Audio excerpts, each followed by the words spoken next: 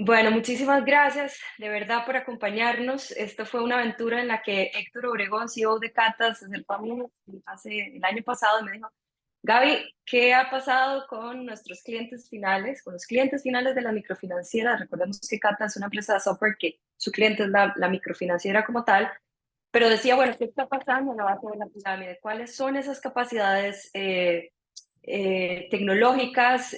¿Qué ha pasado? ¿Qué ha pasado? Entonces, unimos fuerzas y nos embarcamos en este viaje que ha sido, como les dije, apasionante. Quiero obviamente agradecer el compromiso y la labor de todas las personas que nos acompañaron, todas las instituciones que nos acompañaron en este proceso. Afirme, por un lado, Libertad Soluciones Financieras, Te Creemos también. A todos ellos y en especial, bueno, a todo el equipo que nos apoyó, pero en especial también a los agentes de crédito que participaron en la recolección de información. Ellos pasaron por entrenamientos, por dudas, cómo recolectamos, qué hacemos, qué preguntamos. Y bueno, ellos fueron los que, gracias a ellos, sembraron los cimientos para esta investigación que espero sea muy valiosa para la industria. Además, quiero agradecer a Cata por este esfuerzo, porque lo que demuestra esto es su compromiso con la inclusión financiera en la región. Definitivamente, al equipo de Cata, a todas las personas que contribuyeron en esta investigación, a Caroline Valverde, que es una de mis aliadas por acá en temas de estadística, a Isis por el diseño, a todos de verdad, gracias por la labor en este arduo trabajo que ha sentado las bases para entender mejor las brechas digitales y financieras de la base de la pirámide de México. Así que bueno, entremos ahora sí en materia.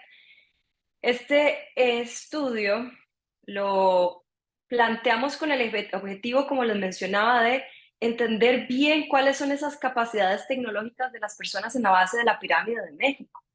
Eh, Examinar esa manera en que las microfinancieras y otros actores del ecosistema pueden diseñar más experiencias digitales para sus clientes que realmente tengan un impacto. Ellos están realmente los clientes finales, las personas de la base de la pirámide, teniendo acceso, hay adopción, qué capacidades hay. Y es a partir o sea, ahí es donde nace este estudio.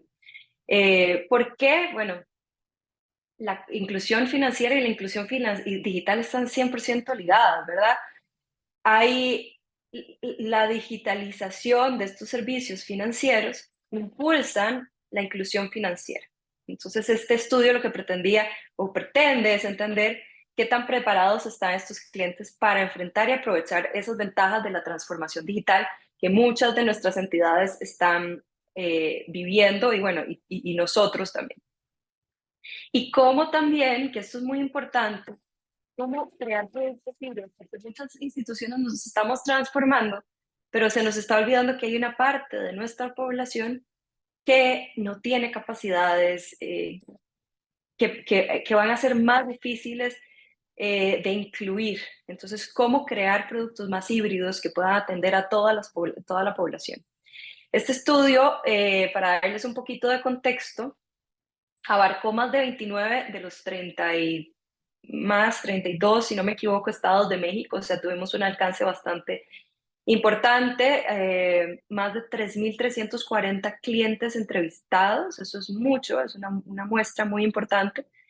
Son clientes de 3 instituciones diferentes. Para recopilar estos datos se hicieron unos cuestionarios que se aplicaron en colaboración con los agentes de crédito de las instituciones microfinancieras. Eh, Ellos los visitaban regularmente y les administraron estos cuestionarios.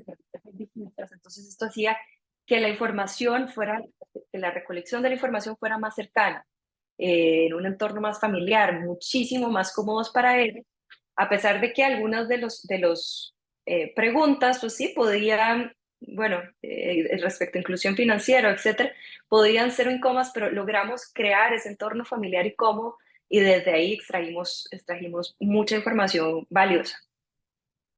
Eh, Primero, y aquí dentro del contexto, para quienes no estén familiarizados con el entorno, con el mercado, con el tema, con la industria de inclusión financiera, es importante que definamos muy bien qué es la inclusión financiera, ¿verdad? No solamente es ese concepto que cuando yo empecé a trabajar en esta industria existía de acceso a créditos. No, la inclusión financiera va más allá. Se refiere al acceso equitativo y participación activa de todas las personas en los servicios financieros formales, incluyendo la disponibilidad, ¿verdad? Sí, tiene que haber disponibilidad. Las personas tiene que haber acceso a productos, a seguros, a información de calidad. Pero más allá que esto, también abarca la capacidad de las personas para utilizar de manera efectiva esos servicios, para tomar decisiones informadas, etc.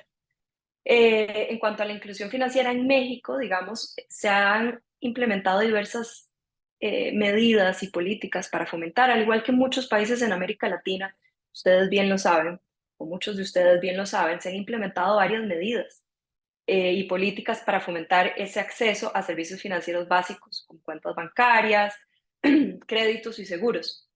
Sin embargo, bueno, a la luz de la encuesta nacional de inclusión financiera que se hizo en 2021, que esto además es a la luz de todos los efectos que tuvo la pandemia, nos dicen que hay un crecimiento moderado en inclusión financiera, que siguen habiendo brechas significativas en grupos prioritarios. Acá que hablamos de personas indígenas, población rural, mujeres, todos esos son grupos prioritarios y siguen habiendo brechas significativas.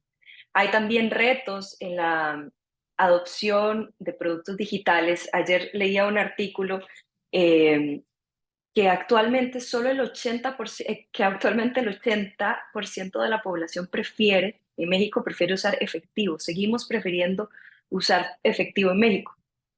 Y bueno, este que es una de las cosas que entendimos también en el estudio es el bajo nivel de conocimientos financieros. El conocimiento, la educación, señoras y señores, es la clave para el desarrollo de nuestros países. Entonces, esto para darles un poquito de contexto de inclusión financiera, ya les doy un poquito de, les doy perdón, el concepto como tal y también cuál es el estado, qué es lo que vemos. Hubo un golpe con la pandemia y definitivamente se vio en esos grupos prioritarios, etc. Respecto a la inclusión digital, ¿qué sabemos de inclusión digital en México? Primero, entendamos qué es la inclusión digital. También la inclusión digital se refiere al proceso de brindar acceso igualitario y equitativo a tecnologías de información y comunicación. ¿Qué es esto? Internet, dispositivos digitales, entre otros, a personas, a todas las personas, independientemente de su ubicación geográfica, género, edad, nivel socioeconómico o habilidades tecnológicas. Aquí también, ¿qué está pasando en México? ¿Qué está pasando en la inclusión financiera en México?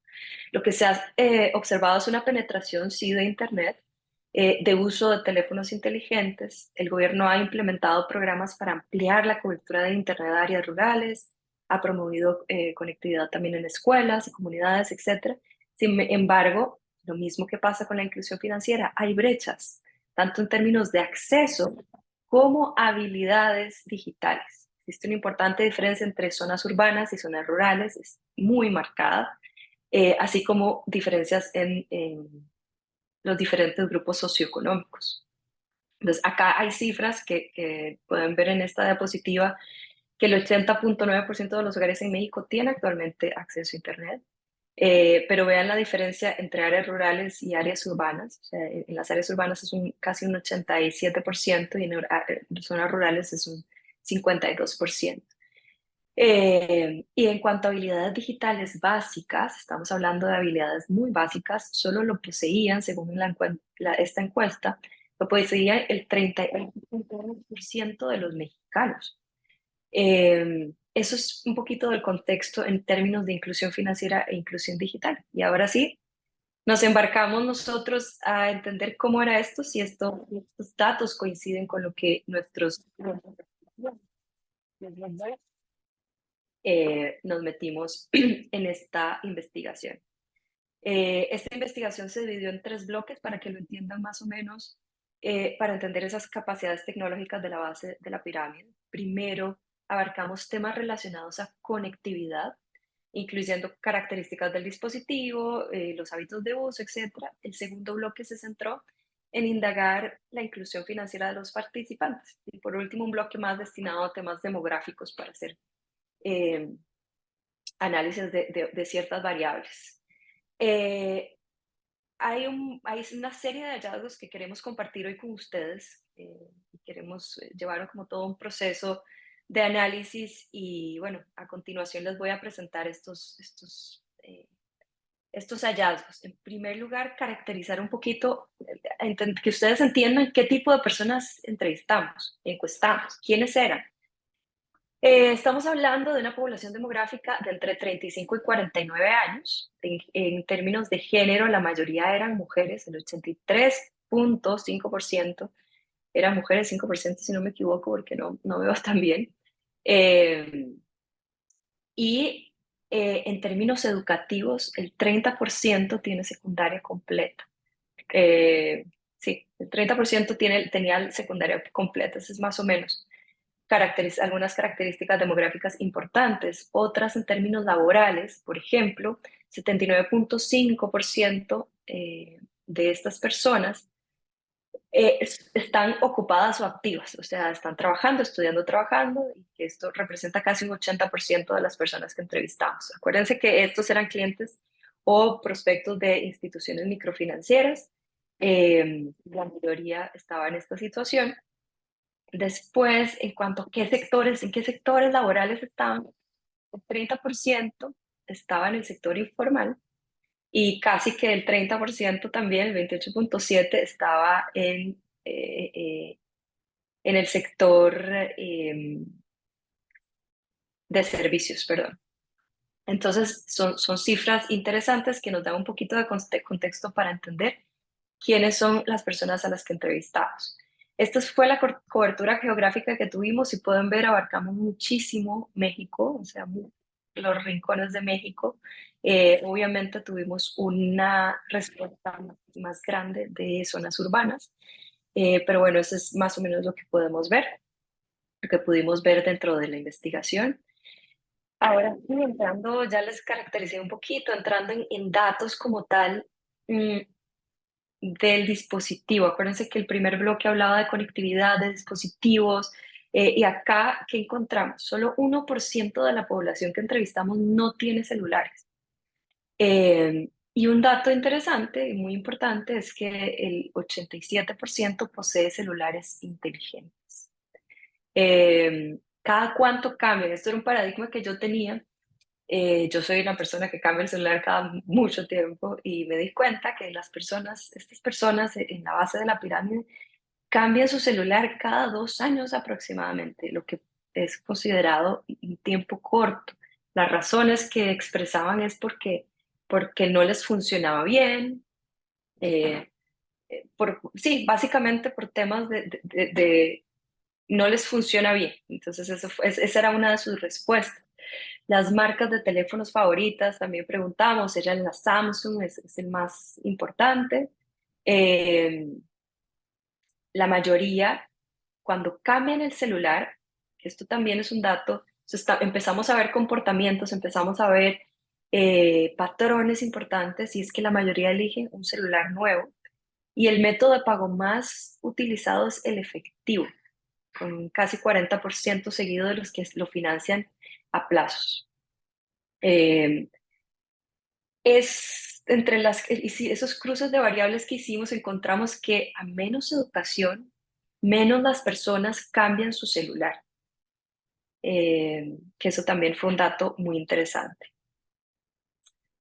Respecto a el acceso a otros dispositivos, ya no solo hablando de celulares, sino, bueno, computadoras, tablets, entendimos que a mayor también nivel educativo, mayor cantidad de dispositivos. Sin embargo, únicamente el 4% de los entrevistados tienen computadores de escritorio, 5% portátiles y el 3% tabletas. Acá cabe rescatar, este es un dato muy importante, que luego vamos a analizar en términos de género. El género masculino y el nivel educativo mayor, el nivel educativo universitario, perdón, tiene un mayor porcentaje de personas que poseen otros dispositivos. Entre las marcas preferidas destacan HP, Samsung, y el uso de computadoras y tabletas son generalmente para trabajo y estudios. Para eso se está utilizando, pero si ven, la penetración de este otro tipo de dispositivos es bastante, bastante baja. En cuanto a conectividad, ¿qué descubrimos? El 77% de las personas que entrevistamos tiene línea telefónica prepaga. El 41% cuenta con internet en su hogar. Es similar a los datos que les di al principio, si recuerdan.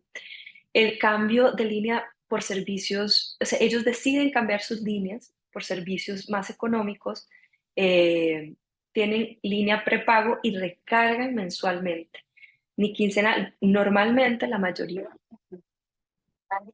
mensualmente. Su conexión preferida en el hogar es la fibra óptica. Y lo último, que creo que es como el highlight de este tema de conectividad, es que el 62%, casi 63% se conectan más a través de datos móviles que de redes Wi-Fi. Que eso también depende del comportamiento, si es zona rural o zona urbana, pero en general ese fue el dato que nos arrojó la investigación. Eh, en cuanto a los hábitos, recuerden, analizamos dispositivos, conectividad y hábitos. ¿Qué están haciendo estas personas con sus dispositivos? Eh, También nos dimos cuenta que a mayor educación, mayor uso del dispositivo. La mayoría de personas lo utilizan mucho. Digamos que hicimos una escala de mucho, poco, eh, regular, y entre los datos salieron que la mayoría de personas lo utilizan mucho. Acá hay un dato que es clave para nosotros en nuestra industria en inclusión financiera, y es que el 87% no utiliza medios de pago digitales. Eso es importantísimo. Hay una oportunidad gigantesca en México para empezar a promover esto, y bueno, hay muchas iniciativas que se están moviendo en este momento, pero la oportunidad es muy grande. También indagamos sobre el uso de WhatsApp como herramienta de negocio. Y es muy, muy importante. Es una herramienta que luego les voy a explicar por qué es tan importante digitalizar las microempresas. Pero solamente el 40% utiliza WhatsApp como herramienta de negocio. Es parte de las cosas que entendimos. Eh, Aquí, respecto a la inclusión financiera, bueno, ya entendimos hábitos. Cuando lean el paper van a entender otro tipo de hábitos, pero yo quería resaltar, aprovechar el tiempo y resaltar esos hábitos, esos hallazgos que creo que son claves para este momento, que los entendamos y nos los llevemos. Respecto a la inclusión financiera, el 59% de las personas poseen créditos. Acá creo que puede haber un sesgo porque la mayoría de personas que entrevistamos son clientes o prospectos de instituciones microfinancieras, entonces puede haber un tema, un sesgo ahí. Eh, Hicimos, y ya ahorita entendimos que a mayor educación, digamos, para secundaria completa, las personas que indicaban que tenían secundaria completa tenían más crédito formal. El género femenino también tenía más crédito formal. Recordemos también que aquí hay un sesgo. Muchas de las personas, los clientes de estas instituciones son mujeres, y la mayoría de las personas que entrevistamos son mujeres. Los montos de créditos varían, esto da un contexto, entre los 290 y los 1000, casi $200 mensuales, entonces, perdón, de montos de crédito, y el 83% es productivo, el 72% es grupal. Son créditos grupales y son con fines productivos. Eh, y un dato alarmante para mí, digamos, y para nosotros que hicimos la investigación, es que los créditos con comercios representan un 20%. Recordemos bueno, recordemos todas las características que tienen los créditos con comercios. Entonces, eso es un dato alarmante, y esto duplica, eso sí, casi los créditos con prestamistas informales. Eh, Ahora sí, respecto a la inclusión financiera, seguimos en temas de inclusión financiera. Ya hablamos de crédito, ahora vamos a hablar de ahorro. ¿Qué pasa con el ahorro? Este es un dato alarmante. 87% de los encuestados declaró no tener cuenta de ahorro. No es alarmante porque ya nosotros lo sabemos, pero sí también encontramos acá una oportunidad muy grande.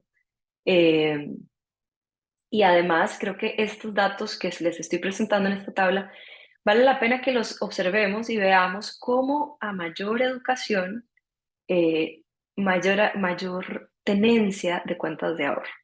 Volvemos a la educación, y creo que ese es uno de los grandes hallazgos que nos deja esta investigación. Seguimos con, recuerden que, bueno, este estudio logramos acceder a mucha información, especialmente de mujeres. Entonces, ¿cómo íbamos a desaprovechar la oportunidad de analizar todos estos hallazgos desde una perspectiva de género? Entonces, también acá les voy a dar un poquitito de contexto, por qué género y por qué inclusión financiera, mujeres, etcétera. Todos los que están acá presentes, la mayoría de ustedes saben que las mujeres han sido especialmente afectadas por la crisis del COVID debido, bueno, a su participación en el mercado laboral informal por un lado y en sectores que habían sufrido un impacto significativo, como los servicios, además de la excesiva carga del cuidado, o sea, se duplicaron las cifras de cuidado y las mujeres somos la prioridad de cuidado en América Latina, injustamente. Por lo tanto, bueno, la promoción de la inclusión financiera y digital en las mujeres es fundamental para que podamos abordar las desigualdades de género y brindar oportunidades equitativas a las mujeres en el ámbito económico. Entonces, ¿qué encontramos en México? Para el 2021, recuerden, otra vez volvemos a la luz de la pandemia, la brecha en el acceso a productos financieros formales se agudizó.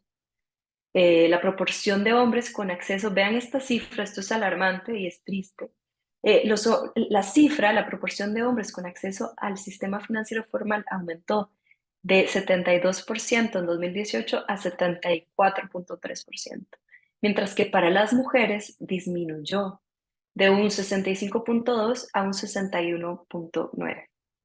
Entonces se ve y sabemos por todas las investigaciones que han habido cuánto retroceso ha habido en la inclusión de las mujeres en la economía después de la pandemia.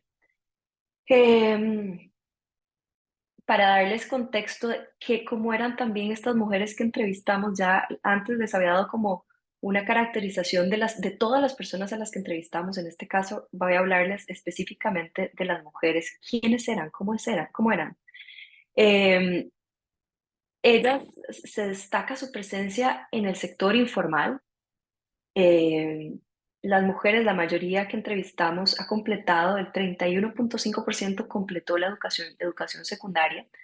Eh, Casi el 30% tiene educación técnica.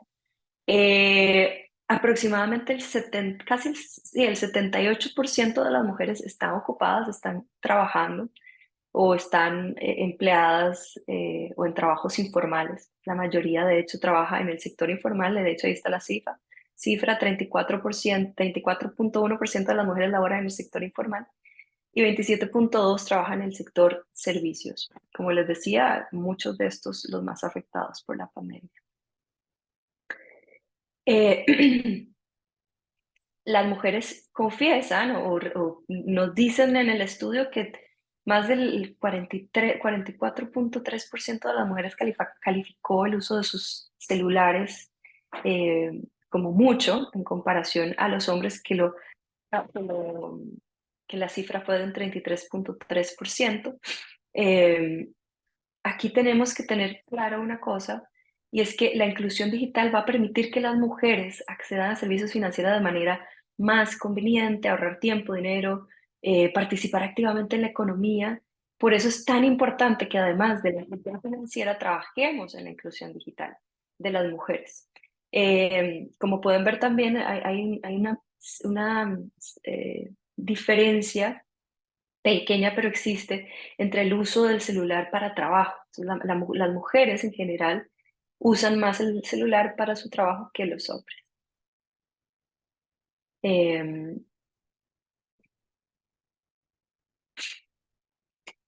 a pesar de que es mayor el uso, como se mostró en la parte de los dispositivos electrónicos, los hombres muestran más porcentaje de tenencia de dispositivos a diferencia de las mujeres. El uso de dispositivos, sin embargo, bueno, el uso de dispositivos, y esta es una cosa, les voy a contar una anécdota. Cuando empezamos a testear, a hacer pilotos con el cuestionario que habíamos diseñado, y yo hice los pilotos, yo estoy aquí basada en Costa Rica, me fui a la zona rural de Costa Rica a empezar a pilotear los cuestionarios, aplicarlo a varios clientes diferentes de una institución microfinanciera acá. Y fue espectacular, nos invitaban a tomar café a la casa, entrábamos, espectacular entender sus trabajos y entender mucho la perspectiva de las mujeres.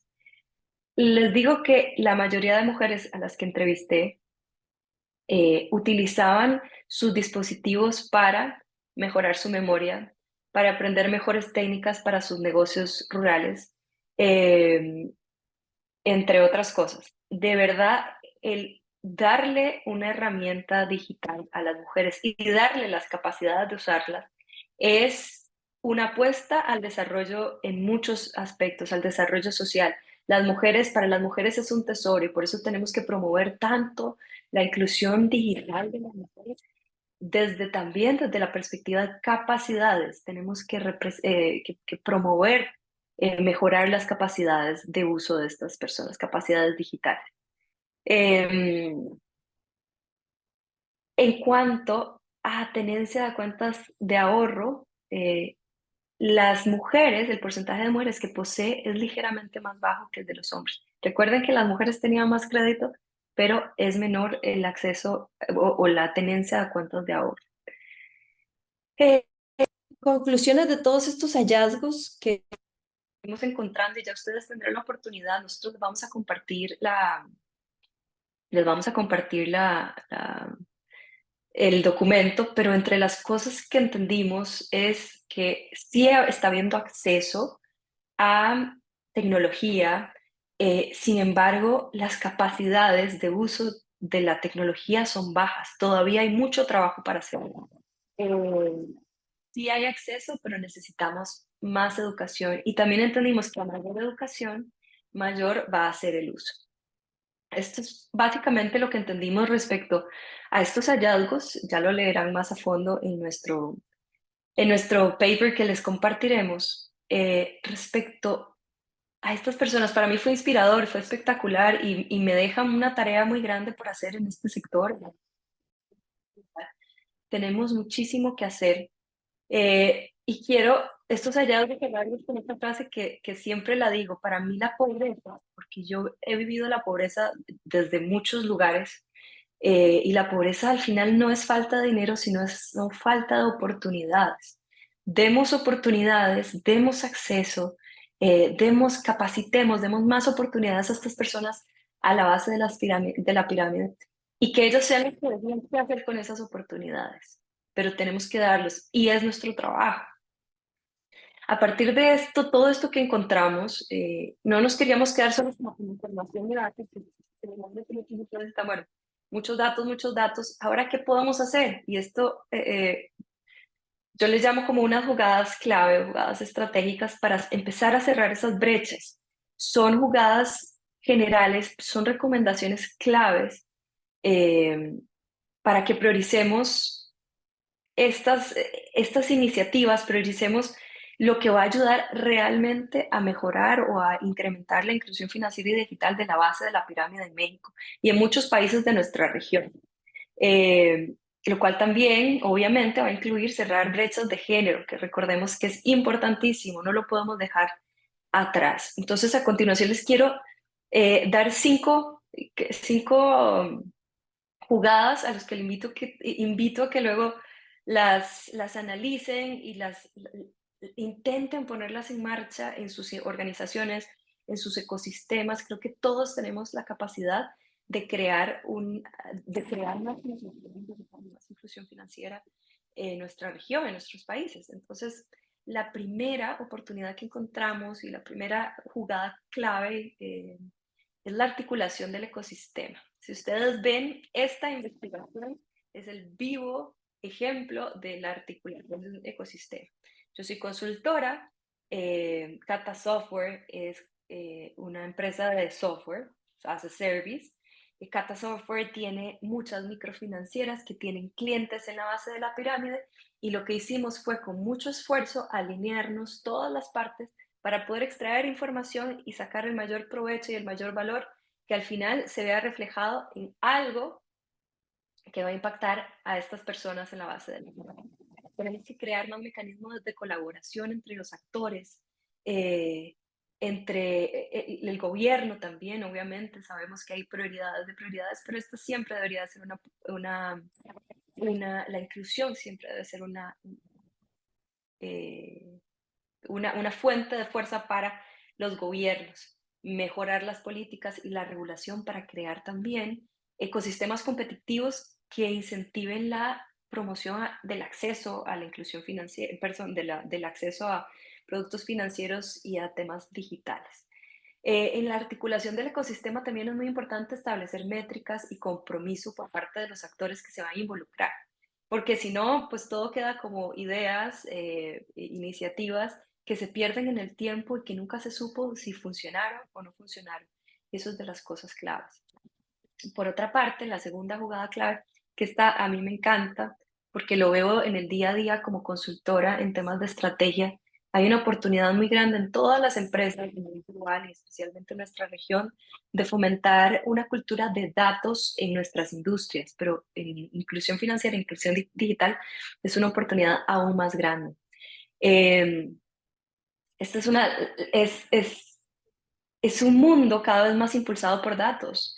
Es fundamental que nosotros le pongamos la atención como instituciones financieras, como fintech, como organizaciones de sociedad civil, etcétera, que reconozcamos el valor de los datos y que desarrollemos competencias también en el manejo de estos mismos. Si ustedes se ponen a ver esta investigación, quizás no hubiera sido necesaria si hubiera un fomento y una cultura de datos entre los actores involucrados en todo este movimiento de inclusión digital e inclusión financiera.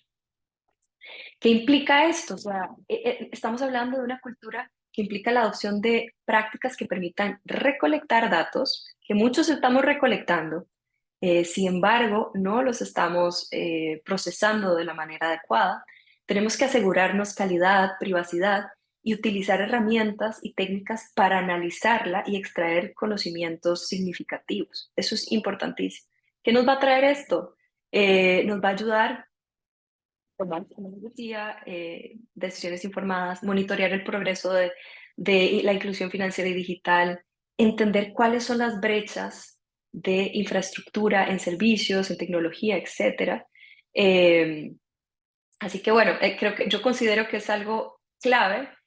Tenemos que además, esto es importantísimo, establecer mecanismos de colaboración e intercambio de datos entre actores del ecosistema, todos trabajando hacia un mismo objetivo, compartiendo información desde las políticas de privacidad, que es una de las cosas claves en este momento y ustedes lo saben, pero sí protegiendo datos, sin embargo, sacando provecho de la mayor cantidad de datos para beneficiar a estas personas de la base de la pirámide. Y por otro lado, ese fomento de esa cultura implica capacitarnos como industria, en formarnos en análisis de datos. Eso es importantísimo. El fomento de una cultura de datos para mí en prioridades es la segunda gran jugada y tenemos mucho trabajo por hacer. En cuanto a la educación y capacitación, bueno, la tercera gran jugada es la educación y capacitación en alfabetización digital y financiera, se los dije, y lo vimos en los datos claramente. Eh, es clave capacitar a las personas para que puedan utilizar herramientas de manera efectiva y tomar decisiones financieras informadas. Y darles conocimiento, el conocimiento. La oportunidad del conocimiento puede cambiar vidas. Vimos claramente el uso de los dispositivos tecnológicos según el nivel educativo. También vimos la transformación, bueno, no, esto no lo vimos y esto era una de las cosas que quería explicarles, el tema, la importancia de la transformación digital y la información que podemos extraer o tener sobre el comportamiento de nuestros clientes, los pequeños negocios, los micronegocios en nuestra región, mayor acceso a productos pueden tener ellos. Entonces, esa transformación digital es otra de las grandes oportunidades que tenemos que promover. Y para eso necesitamos educación y capacitación, no solo digital, sino también financiera. Hay una oportunidad importantísima en la alfabetización, en esos primeros pasos de tecnología e ir graduando a nuestros clientes cada vez más en conocimientos de este tipo. Al final, todo esto lo que va a empezar a ayudar es a contribuir a reducir la desigualdad, a promover la participación, a promover una participación mucho más equitativa en esta economía digital y financiera. Y creo que hay una necesidad a nivel global de todo esto. Ya casi vamos a terminar, nos faltan dos jugadas claves. La próxima a mí me apasiona, y es la inclusión y la equidad de género. Aunque la inclusión financiera y digital pueden considerarse en sí mismas inclusivas, creo que no estamos en el momento de considerar que sea incluido el género porque la inclusión financiera o inclusión digital parecen inclusivas en sí. No, tenemos que seguir visibilizando la necesidad de promover la igualdad y la equidad en las mujeres, empoderar a las mujeres, etcétera. ¿Qué tenemos que hacer desde este punto? Ahí yo sé que hay muchas organizaciones que estamos trabajando full, muy concentradas en esto, midiendo el progreso, pero es muy importante medir el impacto, muy, muy importante. Tenemos que apostarle a una educación digital de estas mujeres. Si vemos, ellas lo usan más y lo usan mejor. Usan más la tecnología y la usan mejor, la utilizan para empoderamiento, para educación. Tenemos que apostarle a ellas desde ese lugar. Tenemos que adaptar más los productos. De hecho, la CAF hizo un estudio donde decía, las mujeres en varios países de la región se quejan porque los productos no están adaptados para el contexto de ella, para las necesidades de ella. La mayoría de mujeres dice eso. Entonces tenemos que adaptar muchísimo más nuestros programas, nuestros productos y todo para lograr esa inclusión y esa equidad de género. Yo soy madre cabeza de familia y necesitamos hacer muchísimo respecto a esto. Necesitamos más justicia y más equidad, así que abogaré siempre por esto, porque vemos muchas mujeres luchando, que necesitamos muchas oportunidades en todo sentido para poder sacar a nuestras familias adelante. Así que, por favor, esta es una invitación abierta y firme para que sigamos trabajando por las mujeres, porque sean incluidas y sean tratadas con equidad y con justicia. Eh, la educación digital es esencial para fomentar las estrategias de educación financiera diseñadas para mujeres. La educación financiera va a empoderarlas y les va a brindar conocimientos y herramientas para tomar el control de sus finanzas y también su autonomía económica. Así que bueno, nuestro trabajo, acá hay mucho trabajo, retrocedimos muchísimo en la pandemia y esta es una invitación abierta que de verdad nos esforcemos muchísimo. Y finalmente, la última jugada es también basándonos un poquito en la cultura de datos, es pensar en la experiencia de cliente. ¿Y por qué les digo acá? Tenemos que enfocarnos, recordemos, nuestros clientes tienen que ser el foco de nuestro negocio.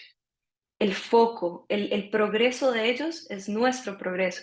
Y es por esto que la experiencia del cliente va a ser clave también, es una jugada clave que todos nosotros, a la que todos nosotros tenemos que apostar. Es necesario que comprendamos y satisfagamos las necesidades y las expectativas de nuestros clientes. Eh, Al fomentar esa primera jugada, o la segunda, la de la cultura de datos, vamos a empezar a identificar las demandas, las preferencias de los clientes y con esta información vamos a crear productos mucho más adecuados para las personas. Y aquí es importante rescatar algo que les mencioné al principio. Nosotros tenemos una variedad de clientes de todo tipo. Hay una parte de estos clientes que no han llegado, una parte importante que no están viviendo esa transformación digital. Y entonces, ¿cómo los vamos a atender? ¿Cómo vamos a crear esas experiencias con bajas fricciones o sin fricciones experiencias fluidas que tengan un impacto real en la vida de nuestros consumidores, sin importar las habilidades, las capacidades de estos clientes. Tenemos que pensar en todos. Estamos hablando de inclusión y tenemos que pensar en todos. Entonces sí, tenemos que enfocarnos muchísimo en esto. Agilizar, simplificar los procesos de adopción de productos y servicios. También tener un servicio, y esto hay instituciones que están haciendo mucho por temas de transparencia y de calidad y de accesibilidad, pero hay mucho trabajo por hacer en términos de transparencia en nuestra región, y no podemos perder de vista definitivamente estos temas. Así que bueno, esta es la quinta jugada y es la última. Eh, este proceso, como les digo, fue de mucho aprendizaje. Hay mucho trabajo por hacer. Esta es una invitación abierta también a que investiguemos más también en sus mercados, cuáles son las capacidades de sus clientes, cuáles son las capacidades digitales de sus clientes. Eh, en sus países, qué está pasando, cómo podemos servirles mejor, porque muchas veces, de hecho, nos encontramos muchas microfinancieras desarrollando, por ejemplo, productos en plataformas de última generación,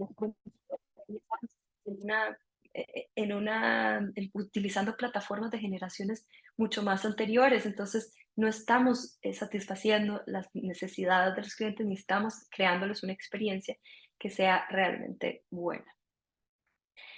En conclusión, bueno, primero muchísimas gracias por estar aquí. Como les decía, las jugadas no solo impulsan o le apuntan a la inclusión digital y financiera, sino también a que contribuyamos a cerrar brechas de género, que eso nos tiene que quedar muy claro. Las brechas de género todavía existen y es clave que las abordemos desde todos los ámbitos. También es importante no perder de vista que la aceleración en la transformación digital de las instituciones y financieras podrían excluir de alguna manera a algunas personas que no tienen capacidades tecnológicas. Entonces, pensemos en ellas también, sigamos siendo inclusivos, sigamos empoderando a la base de la pirámide, sigamos dándoles oportunidades, no dejemos que esa pobreza, esa falta de oportunidades nos siga carcomiendo el desarrollo de nuestras regiones, que es clave. Empoderemos esa base de la pirámide, empoderemos a nuestros clientes, brindémosles acceso a oportunidades que les mejore finalmente su calidad de vida y que contribuya al desarrollo sostenible de México y de la región.